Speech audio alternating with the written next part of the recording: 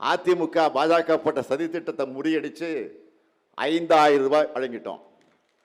அடுத்து திராவிட மாடல் 2.0 1000 2000 உயர்த்தி தர போற அறிவிச்சிட்டோம். அதே போல விடியல் பயணத்திலையும் பெண்கள் சுதந்திரமாக பயணிக்க ஆரம்பிச்சிட்டீங்க. ஆனா இந்த திட்டங்களை எல்லாம் கொச்சைப்படுத்தி பேசினார் பழனிசாமி.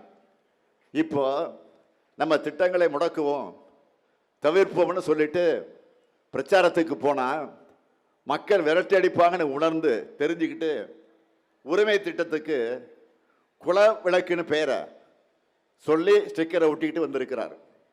இதை பார்த்து மக்கள் என்ன பேசுறாங்கன்னா, ஸ்டாலின் சொன்னதை மட்டுமல்ல சொல்லாததையும் செய்வார்.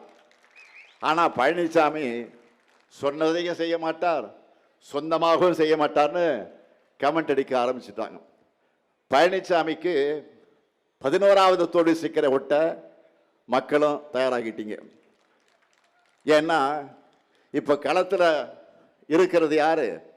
Super star. சூப்பர் ஸ்டார் யாருன்னு கேட்டால் திமுக தேர்தல் அறிக்கைன்னு சின்ன குழந்தையும் சொல்லும். ஒரு பாட்டே இருக்கு, சூப்பர் ஸ்டார் யாருன்னு கேட்டா. ஞாபகம் இருக்கா? திமுக தேர்தல் அறிக்கைன்னு சின்ன குழந்தையும் சொல்லும்.